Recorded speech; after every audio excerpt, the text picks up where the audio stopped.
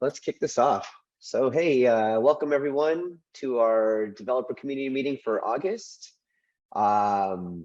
Today will be an ML focused presentation. Next slide.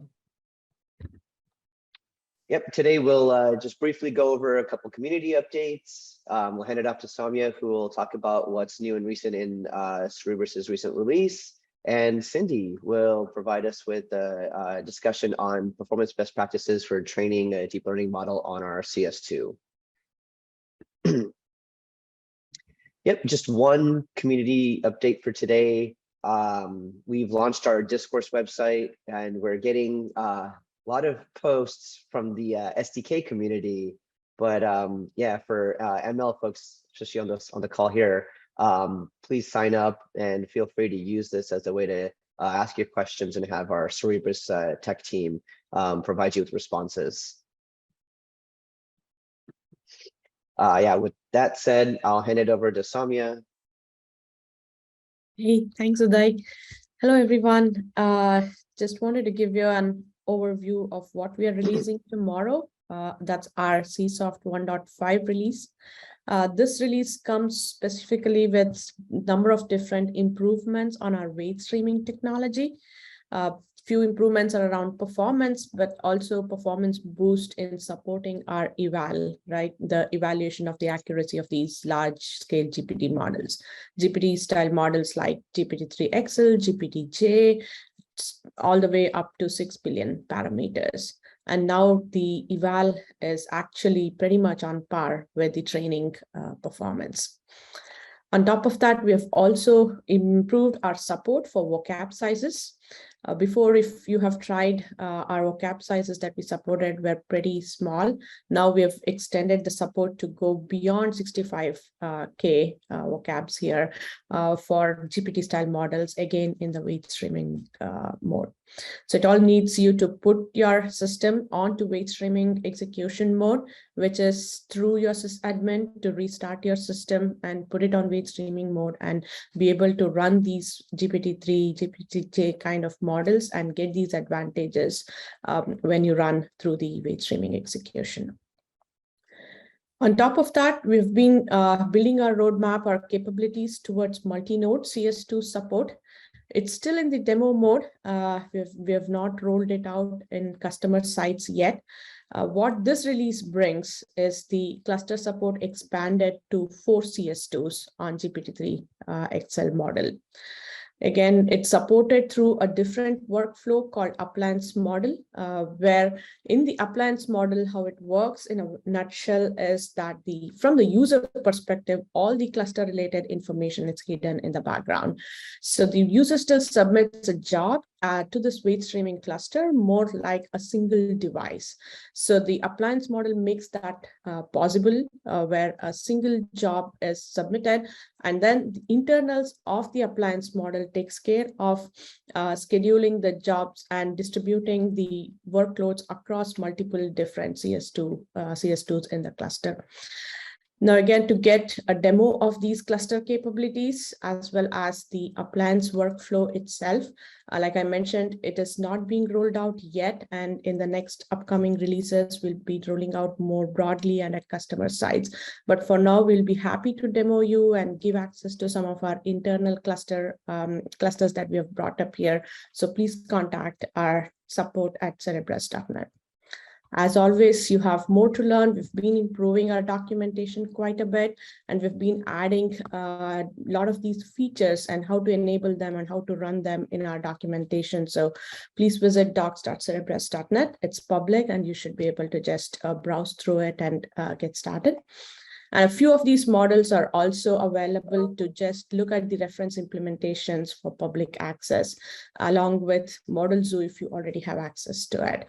So the link here is for the Cerebras reference implementations, but at the same time, for the more extended list of models that we support and reference implementations around it, if you do not have access to our Model Zoo, please contact us and we will be happy to provide that.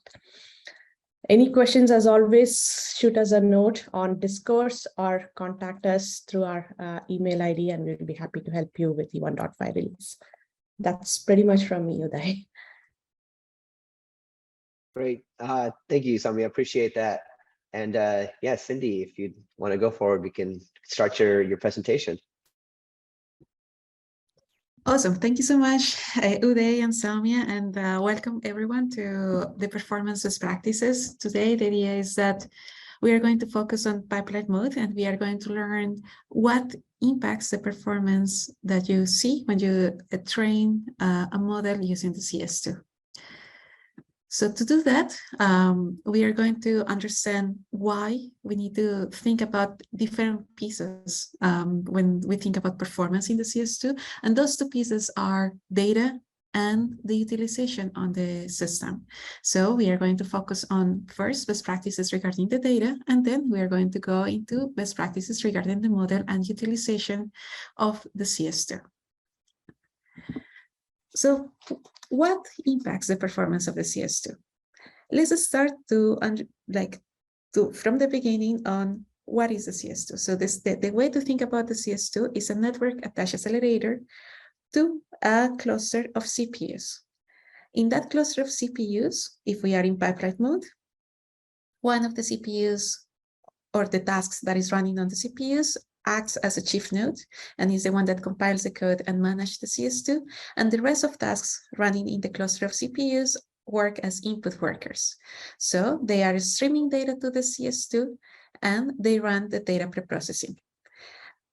And once you stream data to the CS2, all of the training part of your model, all of the layers, the optimization happens on the wafer, both forward pass and backward pass. And once you have collected the losses, they go back to your CPU cluster. Therefore, there are two things that affect the performance on the CS2. The first one is data. So we need to make sure that the CS2 has enough data in such a way that we are not limited by the amount of data that the CS2 is receiving.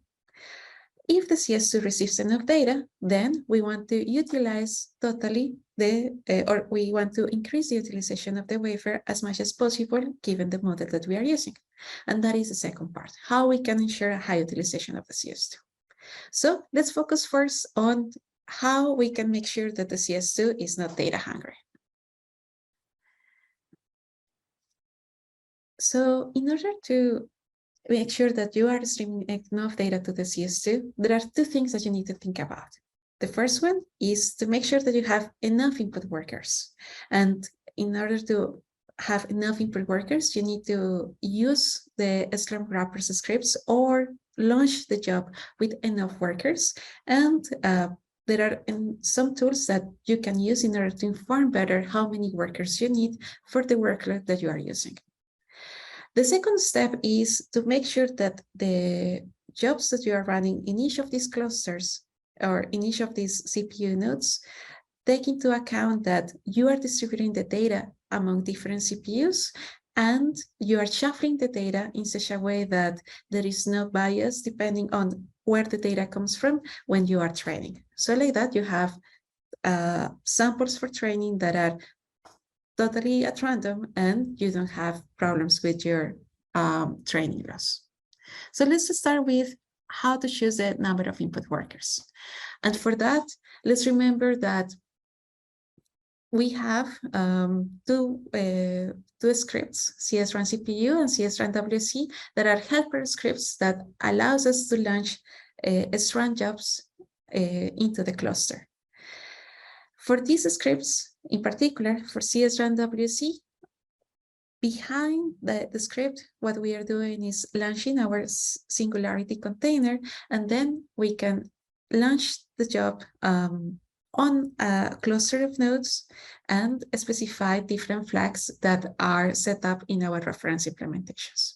But why we are talking about the Scrum wrappers and why it is important to keep it in mind when we are thinking about streaming data is because the CS run WC has additional flags that allows us to specify how many physical nodes we want to use. And with that, we can use total nodes. We can specify how many tasks per node we want to use and how many CPUs per task. The default values of total nodes, task per node, and CPUs per task can always be defined in CS-run CPU. But if you have a specific network that you want to run, they can overload every time that you run CS-run WC. In addition, we have a flag called single task nodes, and is from the total number of nodes that you are requesting in a Slurm, how many of those nodes are going to run only one task. And this is important if you are running a model using either multi-replica, something that we are going to talk in a couple of minutes, or if you are running in weight streaming execution. The default of single task node is 0. So if you want to have tasks or nodes that are running only one task, you always need to specify how many of them you want. But then the question is, you have your model, you have your data loader. How can you choose an optimal number of total nodes, tasks per node, and CPUs per task? For that, we have a tool called CS Input Analyzer. As of today, this tool only works for TensorFlow in pipeline mode, and we are working in the PyTorch version of it. So how does it work? You first compile your model on the CPU using CS-run CPU. Then, using CS Input Analyzer instead of CS-run WC, you can connect your code and your model directory, and CS Input Analyzer will look at your data input, will look at your compiled artifacts, and it will give you the optimal choice of the flags in the CS-run WC. Therefore, it's going to give you how many data streamers you need in order to ensure that the CS2 is receiving enough data to not be data hungry, but to have to be compute bound. The second part to think about data is, once you've set up how many input workers you have, you want to make sure that the amount of work that every input worker is doing is as fast as possible and is taking care of the data that they need to take care of. What does that mean? If you have a data set that is small enough, maybe the enough data set can fit in the local memory of each of the CPUs that you are using. Therefore, each worker can sample the whole data set that you have, and what you need to make sure is that you're shuffling the data in each of the tasks in order that not all of the streamers are sending the same data to the CS2. It is important that if you want to debug your system, you only use one node and one task. So like that, you have full determinism on how is the data shuffling in your model. But for many models, and as your model increases, you can think about GPT-2, GPT-J, and so on, the amount of data that you are going to use for training doesn't fit in local memory. You have to share your data into multiple files. And what you are going to do is that you're going to split the files among the different processes that are going to stream your data. In TensorFlow, you can create a data set of your files and then share that data set among the different workers that you have. In PyTorch, there are some functions that we have created already in our Cerebras reference implementations. As an example, you can look at the implementation of BERT and the function called chart and shuffle data. This chart and shuffle data function takes the list of files that are in your data set and distributes them among the different workers that you have created and shuffles them in such a way that you induce randomness in your data set. Always when you're dealing with files, you need to keep in mind that the choice of where you're storing those files affects your input, in particular in scenarios where the CS2 is bottlenecked by the data rather than the execution on the system. Two different situations that you can encounter is that your data can be in a shared file system or your data can be in local storage. If you have a shared file system, then all of your cluster will have access to the same data. This is convenient, but it can add an additional latency on accessing to the data. So if the data if you have optimized everything, you have optimized the number of input workers, you have optimized your data preprocessing, and still you are data bounded, consider using local storage. In this case, you will need to manually distribute the data between the different workers, but having local storage can give you an extra boost on the latency of accessing to your data set. Now, inside of the data processor, when you already have sharded the files between different workers, you still need to make sure that the data that you are sending to the CS2 is consistent for the training that you are expecting. A very important part of that is to shuffle your data. And all of our Cerebras reference implementations have a shuffle buffer. In an ideal scenario, you will have a shuffle buffer as big as your data set. But as we have discussed before, maybe your data set is so large that it's going to be a waste of memory just trying to have such a big shuffle buffer. So something that we suggest is to use 10 times the batch size that you're going to have in your model as a shuffle buffer that allows you to take the data, randomize it, and then send it to the CS2. You can also add randomness when you are preprocessing your data offline and not online during the training process. And always remember to prefetch your data. What that means is that your data processor is preparing samples at the same time that you are sending them to the CS2. So you have enough samples in advance in such a way that the latency of preparing one sample is not seen when you are sending data to the CS2. So now that we have talked about data, let's go and focus on the CS2. Let's say that we have optimized our data processor, we are using enough input workers, and we are shuffling and sharding our data in such a way that our CS2 is not data hungry. But still, we want to get a better performance than the one that we are seeing in the CS2. So how we can ensure that we have a high utilization of the CS2? For that, the first step is to understand what is the utilization of the CS2, understand how we can measure the performance.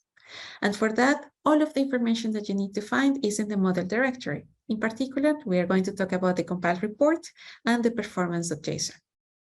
Once you have measured performance, you can understand if there is room for improvement and how to improve those numbers. Some features to get a better performance are using variable tensor shape, using multi-replica, and at the end, we are going to talk about other factors that can impact your training time. So let's start to diving into the model directory. For some of you that have already trained your models in pipeline mode, you find that inside the model directory, you have a lot of folders and files. So let's go into what each of them. The first one is a folder that usually is called CS underscore and a compilation hash. This folder contains all of the compilation logs and the intermediate steps in order to create an executable for the CS2. While you are compiling your code, you can always visit the file of stages succeeded to know at what stage of the compilation is your program.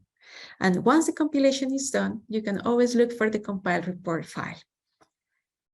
That compile report file contains an estimation of the samples per second that your CS2 is going to produce in runtime. And that estimate is a theoretical estimate looking at the whole pipeline of kernels that are inside your model.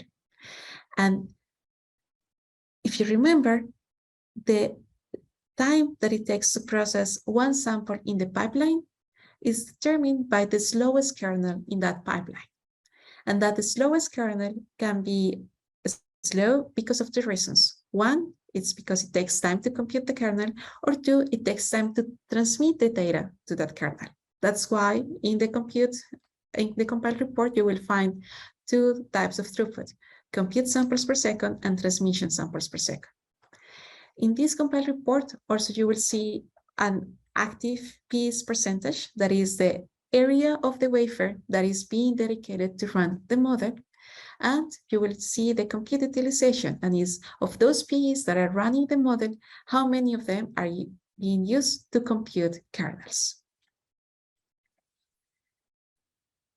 Let's understand a little bit more why we have transmission samples per second and compute samples per second. When our compiler is optimizing what is the best layout in the wafer, it's trying to minimize two things. The first one is trying to optimize the number of PEs that every kernel will have in such a way that you reduce the total compute time of each kernel. And that is what is called placement. At the same time, as we put different kernels on the wafer, it takes time to transfer data from one kernel to the next one. And that is what is called routing. So in placement, we have an estimate of the compute samples per second, how much time the PEs are taking to compute a kernel. And in routing, we have an estimate of transmission samples per second, how much time it takes from one kernel is done to send the data to start the next kernel. Ideally, what we want to see is that all of our models are compute bound, so that the samples per second is defined by our compute samples per second. The second file that you will find in the model directory are the Cerebras logs. Those Cerebras logs are created for each SRAM job that you execute using that specific model directory. Therefore, you will find an ID for the compilation, and you will also find an ID for every training or evaluation that you have used that model directory. The next one is the checkpoints. You will always find the checkpoints in your model directory, and those checkpoints are not Cerebras specific. So you can use those checkpoints in other types of hardware using the same code base than the Cerebras reference implementation or the code base that you have created for the CS2. The next type of files is the TensorPort logs. In the TensorPort logs, you will find the throughput, how many samples per second the CS2 is either training or doing evaluation of the model, as well as the loss function and any other metric that you have established in your model that you are tracking for every iteration. The next file that it's important for us is the performance.json. The performance.json is a summary of both compilation, preparation of the wafer, and training or evaluation of your run. So you will always find the first section is a summary of the compilation. So the same numbers that we found in the compile report. Then you will find a section of programming time.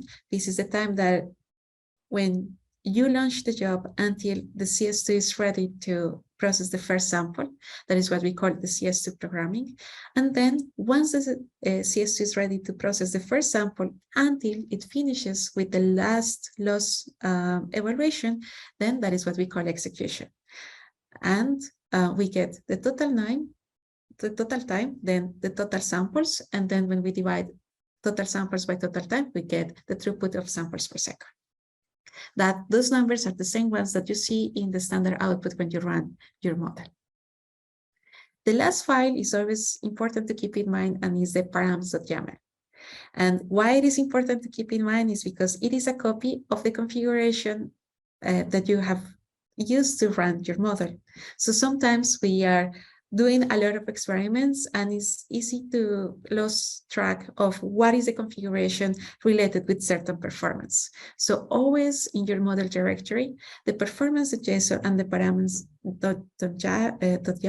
are the last run that you have used for that model directory. So you can always look at the params.yaml if you have questions about if you use certain feature, let's say DTS or multi-replica. Those are the features that we're going to talk about later. Or what are the hyperparameters that you use for a specific model. So let's start with the features of how you can improve the performance and or the utilization of the CS2. And the first one is variable tensor shape. In general, when we are in NLP or when we have, when we are in, for example, using transformers, our inputs not necessarily have all of them the same shape. Some of them, if we are talking about sequences, some of them have larger sequence length and some of them have smaller sequence lengths. In this example, we have two batches and each sample inside the batch has a different sequence length. So let's see how we can process this data set depending on the framework that we are using. By default, if we were using TensorFlow and we were training in GPUs, we will need to path all of our data set with tokens up to the maximum sequence length of the data set.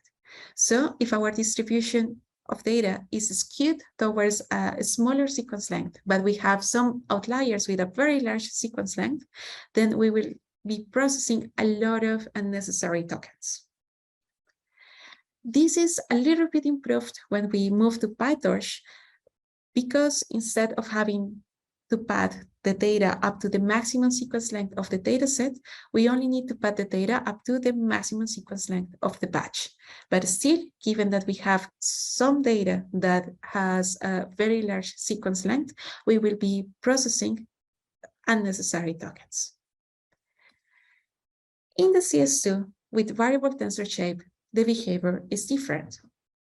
At compile time, our compiler doesn't know how is the distribution of the data. It only knows what is the maximum sequence length. So at compile time, the kernel assigns the maximum sequence length of the data set and reserves enough PEs to handle the maximum sequence length of the data set. Nevertheless, at runtime, we are aware of how is the distribution of the data. And given that in pipeline mode, we're processing one sample at a time, therefore, we don't need to path the whole data up to the maximum sequence length. Instead, we can process only the tokens that are necessary and not the pathed tokens. This gives an extra boost of performance, and that it is possible to use it in any of the code that is in our Cerebras reference implementation or in our Cerebras model suite related with transformers. To enable these features, in TensorFlow, you will find a flag in the config file that is called use VSL. And in PyTorch, you will find a flag called enable PTS. And you will wonder why in TensorFlow is called use VSL. So in the past, we used to have a feature called variable sequence length that had the same capability, but it was a little bit more cumbersome to use. And now we are migrating towards variable tensor shape. So in the future, you will use variable tensor shape both for TensorFlow and PyTorch. The second way to improve the performance of your model is to make sure that you are utilizing the whole wafer. If your model is of medium scale, then a single replica will give you a percentage of active PEs or of utilization around or closer to 100%.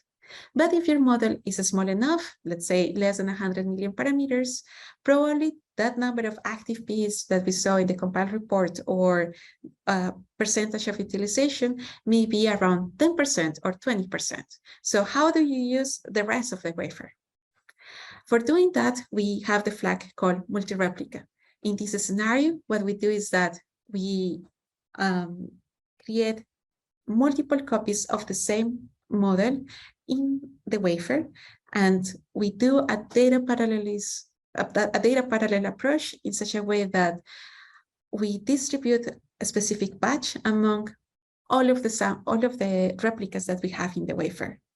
Then we aggregate all of the updates from the different replicas and the loss function, and then we apply the updates to all of the gradients on the wafer.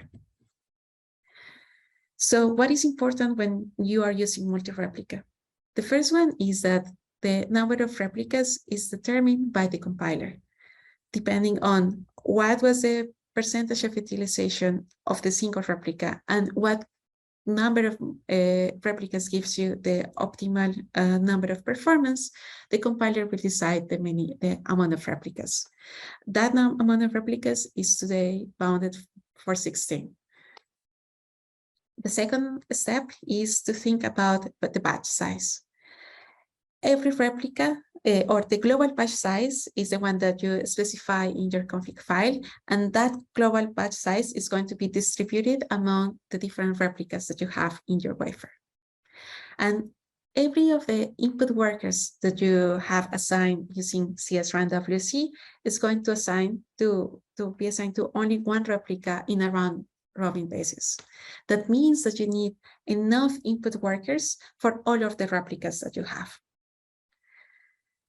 And when you are collecting the data in TensorBoard, the loss function that you will see, or the value of the loss, is the global loss value aggregated among all of the replicas. To enable multi-replica in our Cerebras reference implementations, you can always use the flag --multi-replica, both in TensorFlow and PyTorch. And you need to enable this flag when you are calling the run.py in the command line. The last step is to think about other factors that can impact training time. And this is important when you are doing a performance analysis of the hardware and you want to get the best training numbers or the best evaluation numbers that the system can give you. In those cases, features as saving checkpoints and batch size can affect the total number of samples per second that you will see. When you are saving checkpoints, there is always a slowdown in order to save the specific checkpoint. So if your frequency of saving checkpoints is very high, then you are not going to be, you won't be able to see the optimal throughput on your system. To modify the frequency of checkpoints, you can go to the config file in the Cerebras reference implementations, and you can modify save checkpoints steps, and that will save with that specific frequency that you specify. And also, you can save memory only keeping the latest checkpoints. So when you specify the keep checkpoint max, that specifies how many of the total number of checkpoints you are going to save. The other feature that can affect your throughput is the batch size. In pipeline mode, the batch size doesn't impact the utilization of the wafer. So if you compile with a batch size of 2, or if you compile with a batch size of 200, the active number of PEs that you will see on your wafer is exactly the same, because in pipeline mode, we're processing one sample at a time. Nevertheless, although we process one sample at a time, we apply the gradients and the updates of the gradients every batch size. Therefore, the larger batch size you have, you can increase the throughput of your model. In wide streaming mode, the approach is different. We are loading data depending on a batch size. So in wide streaming mode, if you increase your batch size, you want to increase your batch size up to the maximum supported by the specific model that you are running. The other best practices to keep in mind, just to speed up your process when you're training with the CS2, is you can always precompile the model. So like that, when you are taking the runtime, you only save what is the execution time and you don't count how much time it takes for compilation. And you can always use the checkpoint path to restart any training with a specific checkpoint that you have saved. So like that, we have covered 2 different approaches to think about performance of the CS2. The first one is how to make sure that the CS2 is not data hungry. So we need to think about the data input. The basic approach is to make sure that you have enough input streamers, and for doing that, you will use the Slurm configurations and the wrappers that we provide, the flags inside CS-RANWC. And for TensorFlow, you have a tool called CS Input Analyzer that helps you to choose what are the optimal values for those flags. Once you have selected the number of input of streamers, you need to make sure that your data loader is charging and shuffling your data in such a way that the training data set is as random as possible. The second step that you need to think about when you're dealing with performance is the system utilization. So to measure what is the system utilization, there are some files inside the model directory that you can look at.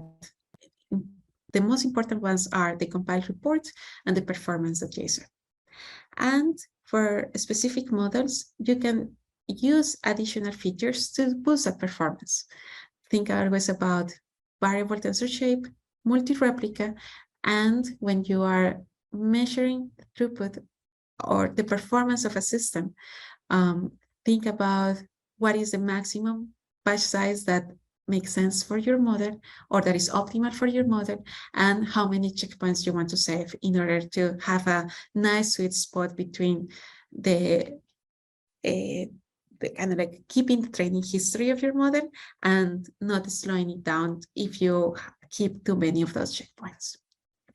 So with that, all of the topics that we covered today, you can find deeper dive-ins in our Cerebras documentation, and also the features that I have talked about, multi-replica and variable tensor shape, can be enabled in our repository of Cerebras reference implementations, as well as the best practices of how to create specific data loaders, how to charge your data, how to shuffle your data can be found there. So thank you so much.